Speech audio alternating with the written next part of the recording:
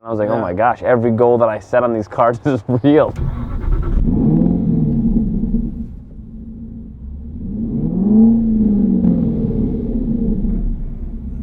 I bought it and it was like excitement for a minute, and then it was complete and total like just like a breakdown of my mind, right? Like I was sitting at a light by myself, the first stoplight that I pulled up to when I got my car, and I just started bawling like uncontrollably because it was the attainment of something that I've been wanting for 10 years now.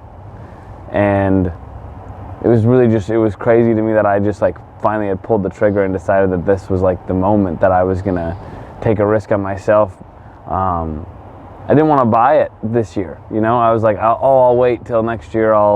I'll find an opportunity to like, you know, I'm going to put some more money in investments. I'm going to put some more money in this stuff. This is not a wise decision. This isn't smart to do.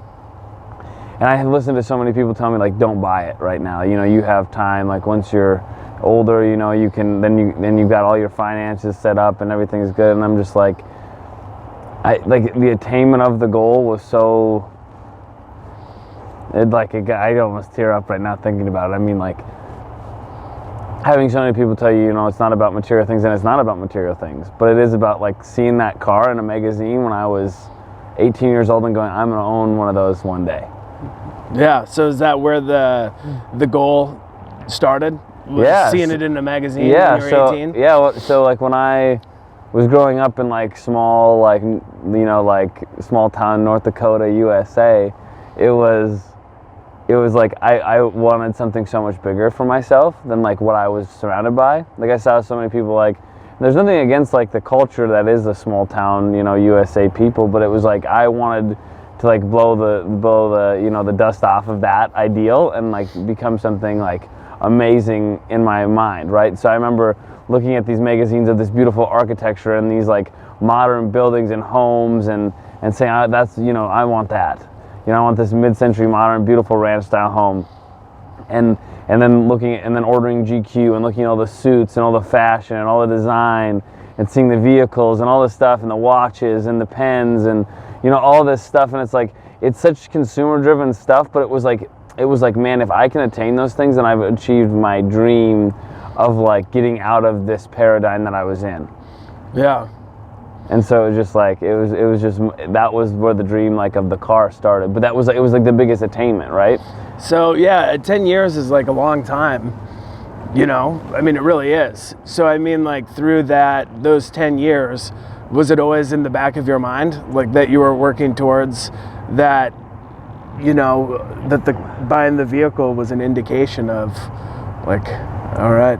Well, so it's like, I mean, my dad's been like really influential in like helping me like be a good goal setter, right? Like he's the one who got me out of the books and all this stuff that like got me to like get here mentally.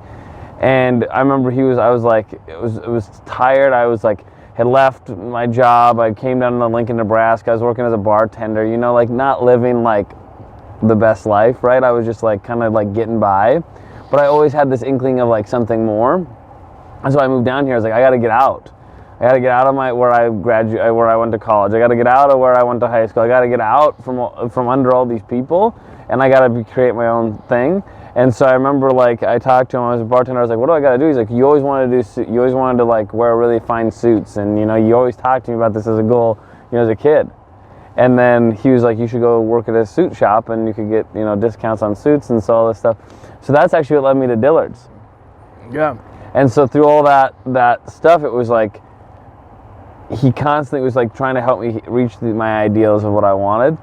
And so that's really where the car like became like, once I did the suits thing, yeah, you know, like the car was always in the back of the mind, but it was like, oh man, I can, you know, I had 30, 40 custom suits in my closet. I was like, okay, this is real. You know, if I have the ideal and I just like pursue it relentlessly, like it will happen.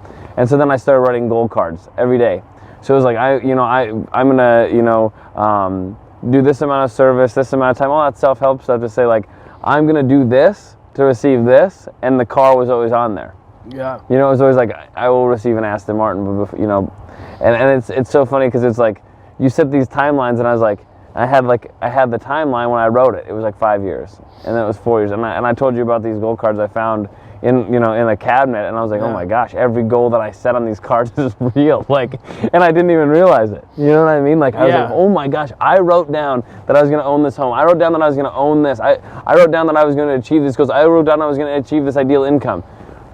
When I was saying that stuff, it was so far away.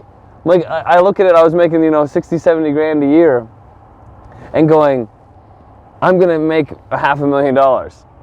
That goal is so outlandish to people, and it was like, it took so much faith, and then all of a sudden it became a reality, and I was like, man, I have to be like the person to like push the envelope on like setting my goals higher. And it's so funny, like right now, like my shift from like material things is changing so much. Now it's like people centric. It's like, what are my goals that are so much beyond a car, but the car helped me shift my mindset to that. Yeah. Do you know what I'm saying? It was like achieving a goal that I thought was impossible. Yeah. Which was owning an Aston Martin.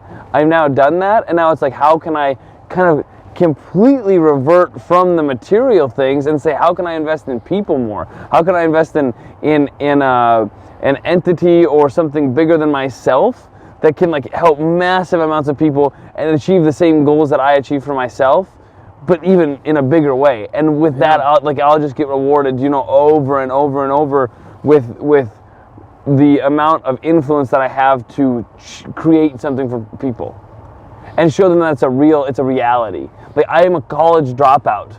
I'm a college dropout that was a straight C student who hated math, who hated was terrible. The education system failed me. I didn't fail the education system failed me. And it's like, I look at that and I go, I am running a multi-million-dollar business and I'm loving it. I am so excited. I have learned so much about like compassion towards people, patience, kindness. It's like all that stuff. Like, if I can do it, anyone can do it. Anyone. Yeah. And it just takes, what would you say that it takes? Like complete focus, discipline, and... I don't know if it's like utterly complete focus. Like I'm dyslexic. I can hardly read. I am ADHD. Like, I don't have any of the things that would make like an entrepreneur great. But what I do have is like hustle and grind and grit. Like, I just will win because I'm going to try harder than you. Yeah. My determination is strong, but it's not like the thing that's like I'm not like I'm outworking you. Because I'm not focused, right? So, but I am going to outgrind you. My mental toughness, my fortitude to win is going to be stronger than your fortitude to win.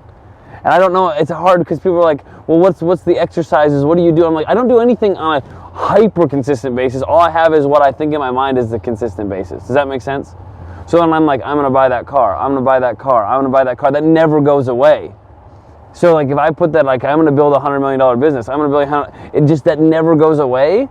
And so even if I'm not consistent for that day, it doesn't matter, because like that little voice in the back of my head says, you're still going to build a $100 million business. You're still going to build it. Like, no matter what setback I have, I just say, I'm grateful right now for whatever I'm experiencing, because I'm going to grow from that. And it's going to help me achieve my goal.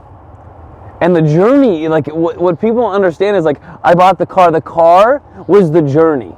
Yeah. You see what I'm saying? I attained the goal, but I look back on it, and the tears don't come because I got the car. Yeah. The tears become because of all the thoughts of the journey that I had to get it. Yeah. And how beautiful that experience was for me is like, man, I achieved something great for myself in my life, and I think about all the hard times where I could have quit on myself, and I did it. And that was the thing that, like, that's where the tears come from. I was like, holy fuck, I did it.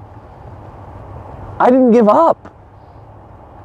So it wasn't the car attainment. It was the attainment of the goal that seemed so out of reach for me. That was the thing that brought the tears. That was the thing that made me feel like inspired as hell to like set a goal bigger than myself now.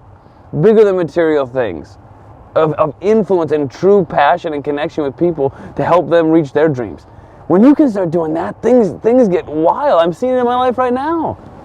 I mean, I'm seeing it with you. Yeah. I mean, you lock into a passion and you can't be stopped. I mean, we got up at what, 6 a.m. this morning? Yeah. To record this video just so we can get good lighting and we can push ourselves to the limit. For what reason other than we're gonna do it? True. You know what I mean? It's like, why are so many people scared to get up and do the shit that they want to do? Because they're afraid to fail. Like, I think, there's an old, I don't know if it's a fable or what it exactly is called, but it's about like a wolf or something that wants to get grapes, but he can't jump and reach them. So he finally goes, who wants sour grapes anyways?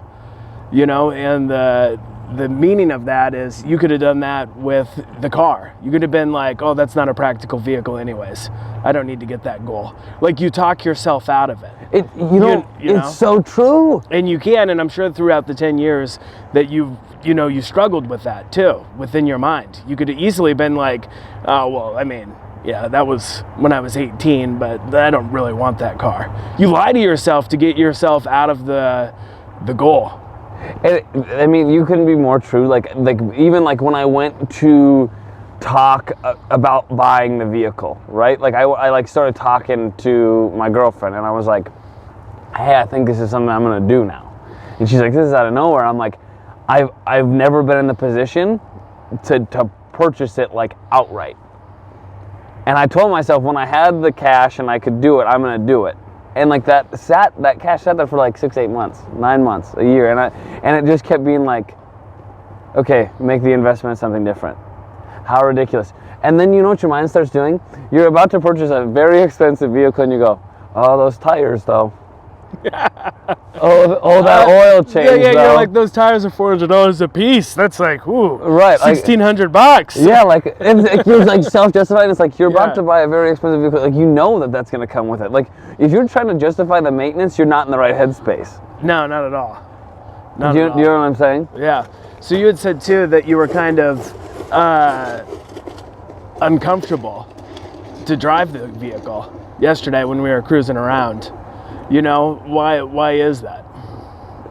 Oh, when it comes to like what people like, so like doing this video, right? It was like, I was like, I need to be able to put this on documentation for myself and for everybody else. Is like, I'm not doing it to look cool. I'm not now when I saw it in the magazines, that was what enticed me to it, but I did it for the achievement, right? So it's like, when I look at like how people look at it and they go, man, look at that, I think so many people are quick to judge other people who attain their goals. Yeah. And so I just wanted to set the record straight. It's like, I did it for me. Yeah. And but there's the same thing as, can I afford the tires? Is the same thing as like, what do people really think of me? What is like I'm so self-aware of like what is happening around me that I'm like, man, like there's going to be so much judgment, there's going to be so much hate, there's going to be so much. And then all of a sudden, as of when we decided to do this video, it's like, I'm going to embrace that and say, that's okay. One person is going to hear this and they're going to go, I'm not scared anymore to achieve my dreams no matter what anyone thinks. And they'll be like, my dream isn't stupid. Like, I am going to go for my dream. I don't care what people tell me. Because, like, a lot of people do have friends and family around them that are like, you don't need that. Why would you need that? That's you live in Nebraska. It's real drive. What are you doing? Buy something practical. Like, people try to talk you out of everything that you do. What is practicality anyway, though? I don't know. Do you know what I'm saying? Yeah. It's like mediocrity, right? Yeah. Practical is kind of mediocre to me. Like, is it practical to be out in the fucking freezing cold at sunrise to record is that practical? No, a lot of people would be like, you guys are nuts. No, we're not. We gotta get out here in the morning and gorgeous. See, and fucking ice fishermen out on the water in the dusk. Yeah. That would be a memory that's ingrained in my mind forever. But it's like, if you do not take the risk to go out and do it, you'll never achieve anything great. Yeah. Anything. And it's like, it's the startup cost. And then, what's funny? It's exactly what we're talking about with the car. It's like, there's a startup cost and you're like, you set the goal. And you ride that goal. And that's a hard task, right? You just keep grinding it. And there's another startup cost once you almost get there. It's like, there's this plateau, right? Where everything's going to take off for you. everything's gonna just like blow up. And there is more fear at that moment than any moment along the entire journey before. Does that make sense? Yeah. So I went to buy this vehicle, and like the fear set in so deeply into me that I was like, I can't do this. Yeah. This is stupid. This is dumb. Don't you dare. Don't you dare do that. Go invest in the stock market. Go do whatever. Yeah. It's like, nah, I'm gonna still do it. Yeah. But like so many people at the point where they've got everything they wanted will stop. Oh yeah. Just in 2 feet short. It happens a lot of like people with their fear to retire too. Like they can, but they're like, they're making a good, salary. Mm-hmm. They have, maybe some Social Security coming in, and then they just keep working instead of, stopping and going to do their dreams of like travel or whatever it could be. But you were talking about like the startup cost, and it's true, like the startup cost isn't necessarily money. Like a lot of times to start anything, the startup cost is time and commitment. Right. And it's a mental capacity. Yeah. It's definitely, it starts as an idea, right? Like and that idea is not expensive. It doesn't take a lot to come up with an idea.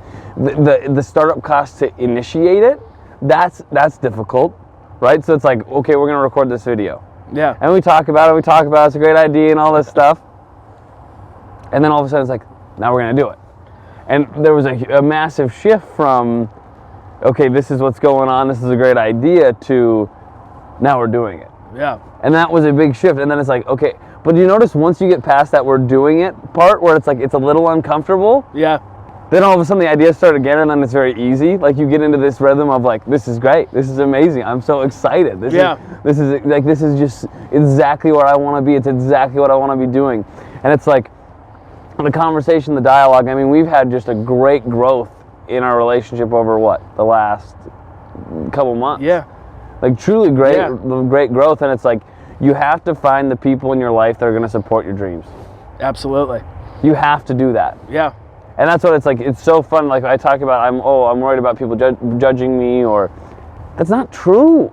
Like if I surround myself with people who love that I'm achieving my goals, like then I'm as happy as all get up to help them achieve theirs. Like, so if there's people that you called about the car, like, oh man, should I get this? You don't call the person that's always negative. Right. That's always like, oh, why, like, no, that's stupid, nuts. How would you do that? And you know the right decision. Yeah. So there's really no need for calls, but it was really interesting that you say that, because I called about 5 people to say, should I do this or not? About 5. And it was so weird thinking about it now. Every one of them was like, absolutely. Don't not do it. Do it. So like you're on this path of like finding the right people, finding the right, like the inspiration. And the crazy thing to me is the car did more for other people. This is crazy. The car almost did more for other people around me than it did for myself. Yeah, I personally told you, and I told you yesterday when we were riding around, that it's inspiring to me when people achieve their goals, because then it's like, so yeah, it can be done, and people around you are, accomplishing them. Whether, if me as an individual, the people around me are accomplishing their goals, or for somebody else. Like if you look around when you're a friend or a family member accomplishes a goal, like you got to be like, that's awesome. Like, and then you're inspired to go hit your goal. Yeah, exactly. Right, and it's so funny because like you can say that and say, man, that was inspirational, and then I look at you and you're like doing this whole weight loss thing, and you're achieving your goals, and you're going, and it inspires me to then get used. Yeah. There's this pinging effect. It's like I ping to you with my achievement of my goals, and then you ping to me with the achievement of your goals. Yeah. And so it just goes and goes, and then the goal is you need to surround yourself with people like that. Yeah. You need to surround yourself with people who are going to drive you to be your absolute best self. Yeah. For no other reason than that's what they want to do. Exactly. Like there's no motive. Yeah. Except for to help you. Like that, so many people are like, I don't have that. I don't have the ability to have a great group of people around me. I think that's bullshit. Yeah. I think that's bullshit. I think there is a million people that want to help and find connection in this world, especially nowadays. I feel like our circles keep getting smaller and smaller. Keep a small circle. Bullshit. Keep a big circle and find the ones who want to be in the circle. Well, like does that make sense? Yeah, absolutely. And a lot of times, people say that anger is addictive. Like being angry is addictive, which I believe. Oh, I 100% agree. But so is complaining. You know, like so many people just like to talk to each other on the phone or they just like to bitch and just bitch and moan about everything. That's, I mean, you know what I mean? And then there's people that like to find other people that want to, you know, accept life for what it is and strive for success and attaining their goals. I think the top 10% get it. Yeah. They get that all you have to do is build each other up, and we will all win. Yeah. We will all be better if we are for each other. You know, I think there's attainment of worthwhile goals for self, but there also has to be for your team, for your group, for the people that you surround yourself. It's not some by happenstance that like the top 1% of earners earn more money than all of the 99%. That's not happenstance. It's because they get something different. They understand something different. They understand that they're not going to work for their money's going to work for them. They understand that some people would rather make $70,000 a year for the rest of their life than to take a risk on themselves and not quit until they achieve it. That's the difference. Yeah. That's the guy that makes $7 million a year, not $70,000, because he never gave up on his dream. Yeah, and if you quit that $70,000 job, you might not see that amount again or exceed that in, you know, several years. Dang, you know what patience. Yeah, I know. Yeah, exactly. So, like, yeah, you might take a pay cut, but what are the possibilities? And there's that complacency. There's that mediocrity. There's that. What's the word we were using earlier? Practical. Oh yeah. Well, Austin, it's practical to just keep your $70,000 a year job. I mean, think of how your family's doing. Like, we build these boxes that are just like they're prisons. Yeah. They're prisons. Well, so I make 70, I'm gonna live like I make 90, and I'm just gonna push past that. I mean, like, I could have bought this car probably in the American way 5 years ago. You see what I'm saying? Been strapped super hard. Like, I don't want to do my dreams like that. Yeah. I want to do it when I have the position that I can do that, and that's the patience piece. You know, so many people are like, oh, you got to get your dream car. Well, I'm going to go I'm going to lease this thing, and I'm going to have a $1,800 a month car payment. And then living in a $600 a month apartment. That's not the dreams I'm talking about. Yeah. You know what I'm saying? It's be patient, so in the time when you can truly afford it, when you can truly do it, and there's no pain or pressure. Well, then you can enjoy it. That's true enjoyment. You know, because you can't if you're strapped. You're thinking about, if I get a flat tire, I'm not going to be able to fix it. Yeah, then just sit there. I'm not going to be able to buy a new one. Yeah. And we see that, right? Yeah. People that are so overextended, like, no, pay cash, be smart, you know, but also like have the goal so you can do that and so you can achieve that. And when you have really like big whys, like that's the thing that I'm realizing is like, this is a small why in the grand scheme of things. It's a very small why, but it kept me moving forward. And the small whys sometimes lead to the big whys. You check out a couple of small whys and you understand the journey that it took you to get there, and all of a sudden these big whys start to come in your head. What is my why now? What am I going to do that's bigger? What can I do that can impact me more than how can I impact the world where I'm going to need 100 people to help me? How am I going to impact the world where I need 2,000 people to help me? When you start to get those big whys, yeah, you can't stop. You know, I talk about a little like thing in my voice in my head, like I'm gonna get this car. Yeah. Well, imagine when it's like I'm gonna build this ability for people to set goals and chase them and achieve them, and I can't do it myself. I need 100 people. You think I can't get up at 5 a.m.? You think I gotta go to bed before midnight? No. Yeah. Because my why is so big now. So it's like the small whys lead to the big whys. Absolutely. And know that every moment that passes is just a journey to the next why. And be patient. Be patient. Like, I think about it. I was so impatient trying to get this thing early. And all of a sudden I was like, you know what? When I get it, I'll get it. And the journey became so much more fun. It became so much more fun. And all of a sudden now I have a bigger why. And I'm sure I'm going to look at that big why, and I'm going to look at all the stuff that we're creating right now and go, man, those are some little whys. Do you know what I'm saying? Yeah. But it's not about that now. It's about being patient and say, this is my new why. Yeah. I'm gonna achieve this why, and then I'm gonna go and find a Yeah. bigger why. And you have to start somewhere. Yeah, You have to start with one. you really do. So pick it. Absolutely. Let's go for a drive. Let's do it.